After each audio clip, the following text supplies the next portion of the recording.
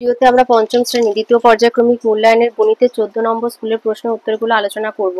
একের কতে বলেছে একটি অপ্রকৃত ভগ্নাংশ লেখো।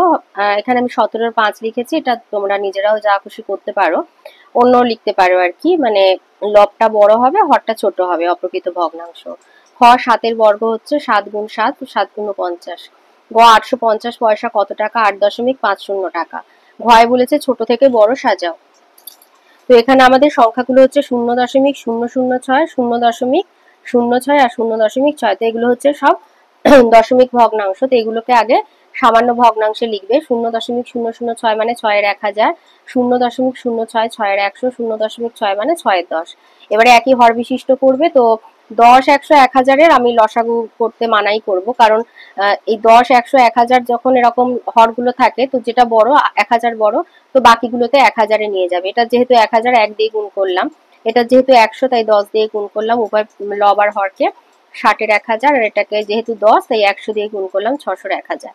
তাহলে ছোট থেকে বড় সাজিয়ে নিলে এই যে যেগুলো একই হর বিশিষ্ট করেছি সেইগুলোকে আগে সাজিয়ে নেব, তারপরে যেগুলো আমাদের সংখ্যাগুলো দিয়েছে সেইগুলো দেখে এইভাবে সাজিয়ে নেবে। কুয়োতে দিয়েছে শূন্যস্থান পূরণ করো, এক সমকোণ সমান 90 ডিগ্রি। চতে বলেছে আয়তক্ষেত্রের অর্ধ পরিসীমা সমান দৈর্ঘ্য যোগ প্রস্থ। ছতে বলেছে কালি কাকে বলে? কালি মানে হচ্ছে ক্ষেত্রফল।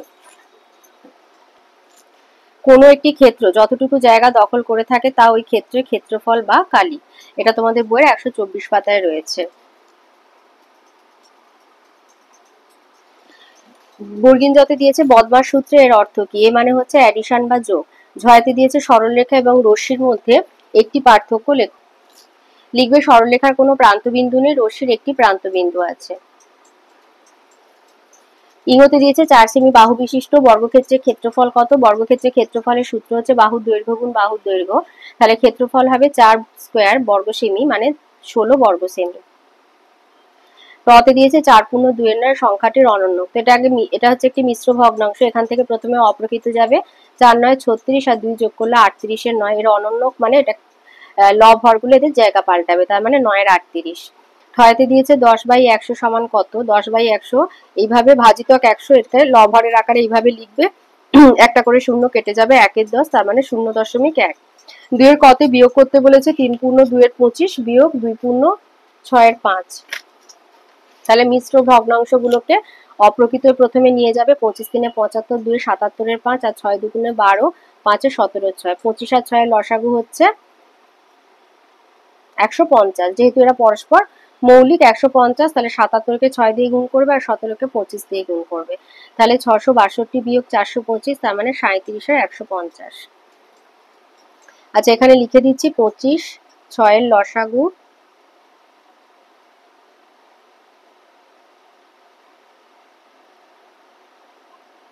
150। গতে বলেছে সরল করতে বলেছে। তাহলে এইভাবে প্রথমে সরলটা লিখে নেবে। এখানে 24 ভাজিতক 4, 6 করলে আর এখান থেকে পেলে বন্ধনী থেকে পেলে 3, তাহলে 6×3 বিয়োগ 24 ভাগ 4। 4 আর বন্ধনীর মাঝে কোনো চিহ্ন নেই, গুণ দেবে, বিয়োগ করে পাবে 3। তাহলে 3 6 18 বিয়োগ 24 ভাজিতক 4 গুণ 3 আছে, তাহলে এই গুণটা আগে করে নেবে। 4 3 12, তাহলে 24-কে 12 দিয়ে ভাগ করলে হয় 2। 18 বিয়োগ 2 সমান 16। গতে বলেছে মানের অধক্রমে সাজাও। ক্রমে অধ মানে বড় থেকে ছোট সাজাতে হবে। তো এইভাবে 1-এর 5, 2-এর 15, 7-এর 30 লিখবে। 5 15 30-এর লসাগু হচ্ছে 30। তো একই হর বিশিষ্ট করে মানের অধক্রমে এইভাবে সাজিয়ে নেবে। প্রথমে 7-এর 30, তারপরে 1-এর 5, তারপরে 2-এর 15। গতে বলেছে সরল করতে বলেছে। তো বন্ধনী থেকে আমরা পাবো 2 আর 9-এর লসাগু হচ্ছে 18। তো পাবো 9 যোগ 4/18 মানে 13-এর 18 বিয়োগ 4-এর 15 যোগ 5-এর 18। এবার এই দুটোকে এক জায়গায় করবে, যেহেতু একই হর, তাহলে লিখবে 13 যোগ 5/18 বিয়োগ 4-এর 15। তাহলে 18-এর 18 বিয়োগ 4-এর 15 মানে 1 বিয়োগ 4-এর 15। তাহলে 15 বিয়োগ 4/15 সমান 11-এর 15। উন্নতে বলেছে বিয়োগ করো 7×8-এর 9 বিয়োগ 5×1-এর 6।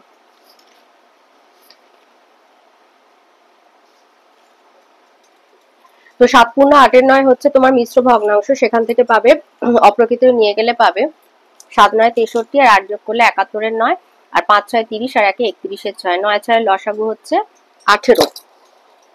তাহলে এই যে হর যেহেতু 9 তাহলে 71কে 2 দিয়ে গুণ করব 142, আর এর হর যেহেতু 6 লবকে 31কে 3 দিয়ে গুণ করব 93, তাহলে 49 এর 18।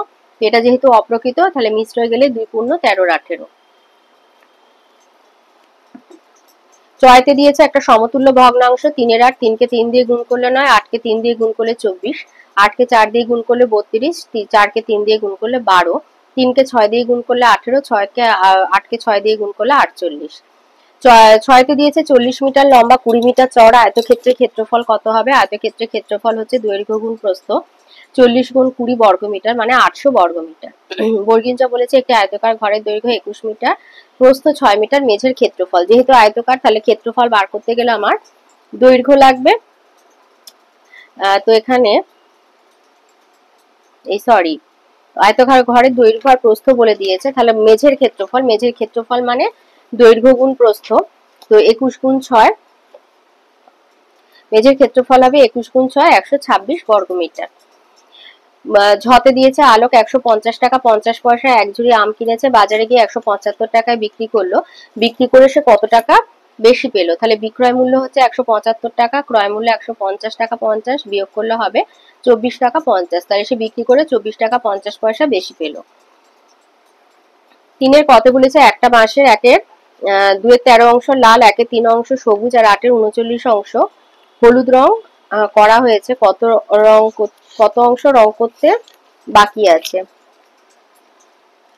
ধরি পুরো বাঁশ হচ্ছে 1 অংশ, তাহলে রং করা হয়েছে 2-এর 13 যোগ 1-এর 3 যোগ 8-এর 39, তাহলে 3 13 39-এর লসাগু হচ্ছে 39, তাহলে যোগ করে পাবো 27-এর 39, 3 দিয়ে কাটলে পাবো 9-এর 13 অংশ, তাহলে রং করতে বাকি আছে 1 বিয়োগ 9-এর 13 সমান 4-এর 13 অংশ। অথবাতে বলেছে একটা বাঁশে 3-এর 4 অংশ লাল, বাঁশের আর কত অংশ রং করলে গোটা বাঁশটির রং লাল হবে? তাহলে পুরো বাঁশ 1 ধরবে, লাল রং করা হয়েছে 3-এর 4 অংশ, তাহলে বাকি অংশ 1 বিয়োগ 3-এর 4, 4 বিয়োগ 3/4 সমান 1-এর 4 অংশ, তাহলে আর 1-এর 4 অংশ রং করলে গোটা বাঁশটি লাল হবে। খতে বলেছে একটি বর্গাকার ফুলের বাগানের প্রত্যেক ধারের দৈর্ঘ্য 10 মিটার, বাগানটির বর্গাকার বলেছে, তাহলে বাগানটির প্রত্যেক ধারের দৈর্ঘ্য যদি 2 মিটার করে বাড়ানো হয় তাহলে পরিসীমা আগের তুলনায় কত বেশি হবে? তাহলে বর্গাকার ফুলের বাগানের প্রত্যেক ধারের দৈর্ঘ্য যখন 10 মিটার ছিল তখন বাগানের পরিসীমা হচ্ছে 40 মিটার। এবার প্রত্যেক ধারের দৈর্ঘ্য 2 মিটার করে বাড়ানো হলে প্রত্যেক ধারের দৈর্ঘ্য হবে 10 যোগ 2 12 মিটার, তাহলে নতুন বাগানের পরিসীমা হবে 4 গুণ 12 মানে 48 মিটার, তাহলে নতুন বাগানটির পরিসীমা আগের তুলনায় বেশি হবে, 48 বিয়োগ 40 সমান 8 মিটার। অথবা বলেছে একটি বর্গাকার মাঠের দৈর্ঘ্য 25 মিটার, প্রতি বর্গ মিটারে ঘাস লাগাতে কত খরচ হবে? ঘাস লাগাতে গেলে ক্ষেত্রফল বার করতে হয়। তো মাঠের একটা ধারের দৈর্ঘ্য 25 মিটার, তাহলে মাঠের ক্ষেত্রফল 25 স্কয়ার মানে 625 বর্গ মিটার, 1 বর্গ মিটারে খরচ হয় 4 টাকা, তাহলে 625-এ খরচ হবে 625 গুণ 4 মানে 2500 টাকা। গতে সরল করতে বলেছে,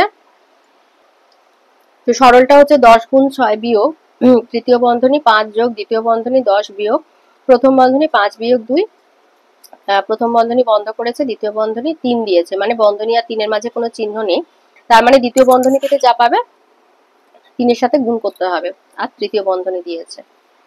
তাহলে প্রথম বন্ধনী থেকে পাচ্ছি 3, দ্বিতীয় বন্ধনীতে চলে আসলাম, এখান থেকে পাচ্ছি 7, তাহলে গুণের কাজটা আগে করে নেবো, 7 3 21, তাহলে 60 বিয়োগ 5 যোগ 21 তাহলে 26, 60 বিয়োগ 26 সমান 34। অথবাতে দিয়েছে 14.09 মিটার লম্বা বাঁশের 4.2 মিটার হচ্ছে কাদায় আর 3.01 মিটার জলে আছে, জল ও কাদায় কত মিটার ডুবে আছে আর জল ও কাদার উপরে কত আছে? তাহলে কাদায় ও জলে আছে 4.20 মিটার আর 3.01 মিটার, তাহলে 7.21 মিটার। পুরো বাঁশের দৈর্ঘ্য 14.09 মিটার, তাহলে জল কাদার উপরে আছে 14.09 মিটার বিয়োগ 7.21 মানে 6.88 মিটার, তাহলে কাদায় ও জলে আছে 7.21 মিটার আর জল কাদার উপরে আছে 6.88 মিটার।